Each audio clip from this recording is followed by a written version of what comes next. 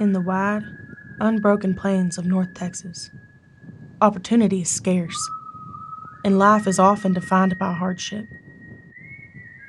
The relentless wind, like the uncertainty of survival, shapes everything in its path. Here, making a living demands resilience and grit. There is no refuge, only the stark choice to stand firm or be swept away. Bobby Johnson's story begins in these unforgiving lands. Born in Magic City, Texas, the challenges of hardship didn't intimidate him. They fueled him. He didn't just weather the storm of life. He charged into it, determined to carve his own path. His hunger for success was boundless, consuming everything in its wake.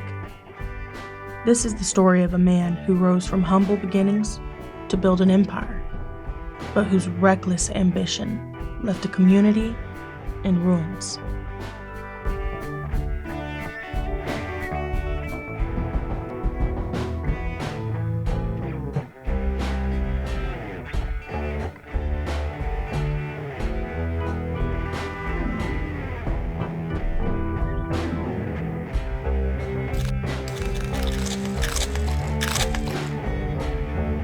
As a child, Bobby learned early that survival often meant bending the rules. His father's cunning left a deep impression on him, and Bobby vowed to surpass him one day. The world was a game, and in that game, only the clever and the bold survived. Bobby wanted to be successful his whole life. He grew up very poor, had to work for a living like a lot of people did. I did too. But I think that motivated him to do better, and he really wanted to put an empire together, and he did put an empire together. Bobby developed an undeniable charm. His charisma drew people in. His smile was warm, his words smooth, and his demeanor confident. He seemed like the kind of person you could trust without hesitation. The kind who could make you believe that everything was going to be all right, with just a few well-placed words. He just wanted to make deals, and he loved people. So he wanted to talk to people, get the energy flowing, sell some grain, and make things go. By his 20s, Bobby had transformed the lessons of his father into a blueprint for dominance. Managing a grain elevator, he quickly discovered that the trust he could so easily gain could be exploited for profit. He manipulated grain weights to cheat both buyers and sellers, but his ability to adjust the scales in his favor was just the beginning. It started small, just a few $1,000s at risk, but it laid the foundation of lies and deceit for the empire he would one day build. As Bobby's wealth grew, so did his appetite for risk. He began selling grain stored for farmers without their knowledge, promising to replace it later. It was a betrayal of trust, but Bobby believed the ends justified the means. Well, the rumors started going around that Bobby Johnson was getting into the business and that he was going to offer top prices and he was going to be fair.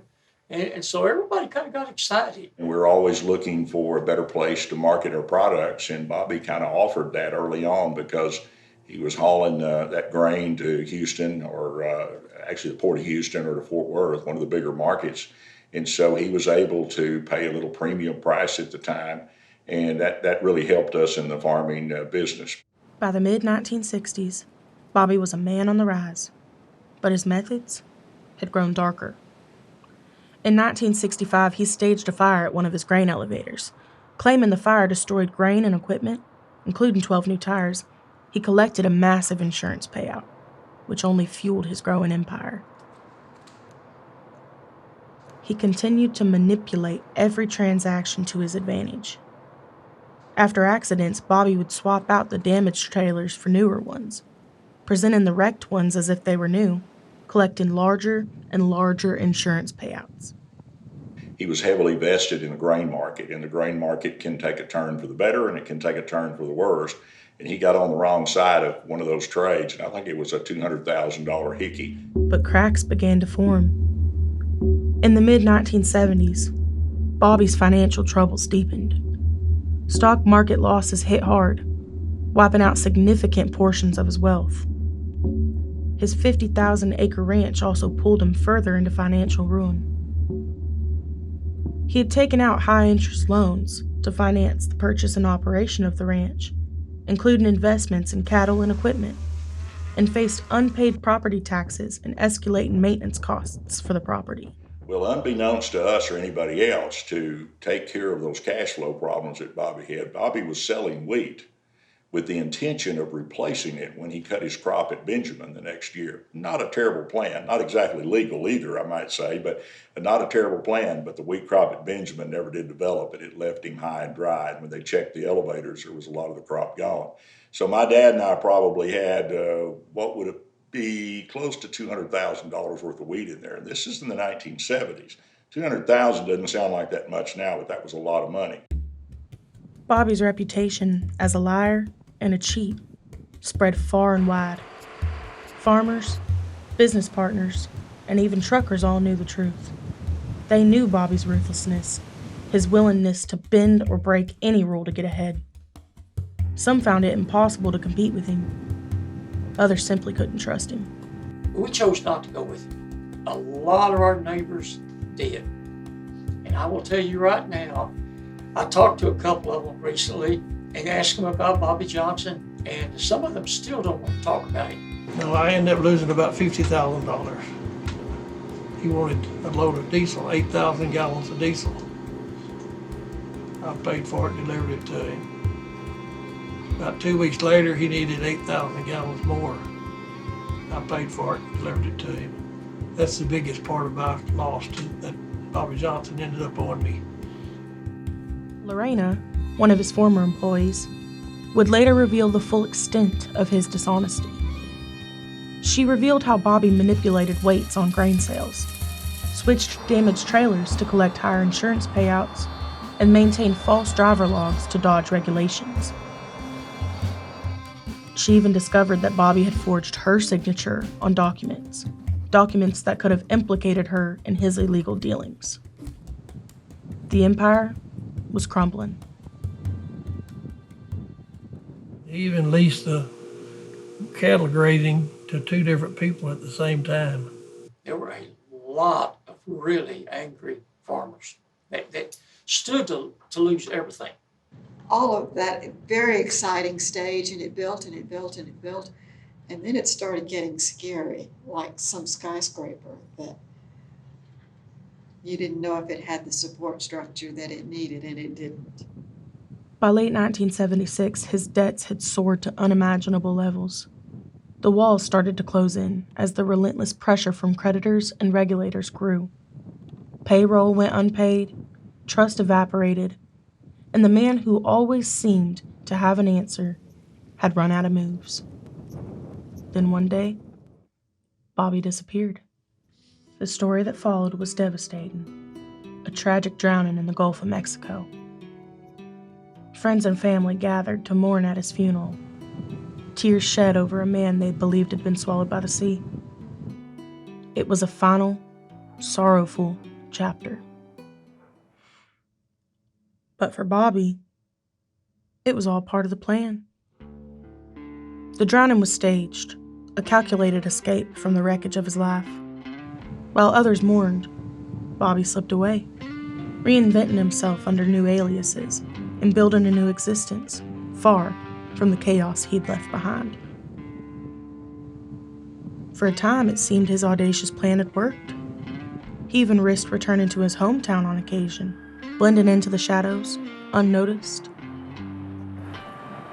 But as with all illusions, the truth eventually surfaced, and Bobby's luck, like his charm, finally ran out.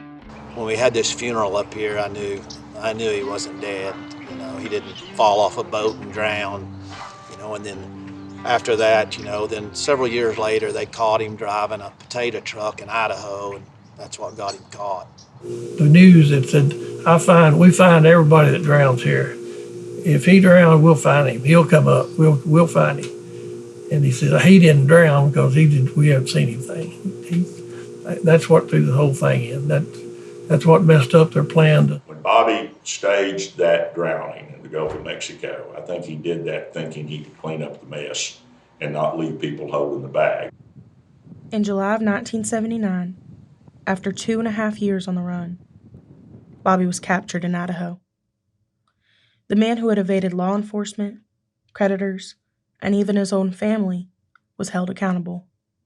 His final trick had failed. It's kind of like watching something boil over. It just keeps boiling over and over and over and spilling everywhere. Well, that's what happened to Bobby until he finally realized he couldn't get out, couldn't make it work. It was something that nobody anticipated. And as a historian, we had never really had a scandal in Wichita County. And so once it started developing, it spread like wildfire. I mean, it became the hot story and was for a long time. Bobby Johnson's life was marked by ambition, ingenuity, and deception. He viewed the world as a game, and for a time, he played it masterfully. However, every scheme eventually unravels. His empire, built on manipulation and lies, ultimately collapsed. This led to his imprisonment in the Texarkana Penitentiary, where he was sentenced to 17 years. Behind bars, Bobby maintained his charm, becoming a larger-than-life figure even among inmates. Though isolated from the world he'd once dominated, he never let go of his connection to his family. Letters and visits kept him tethered to the life he'd left behind, and to those who'd still believed in him. His family, remarkably loyal, stood by him through his rise and fall.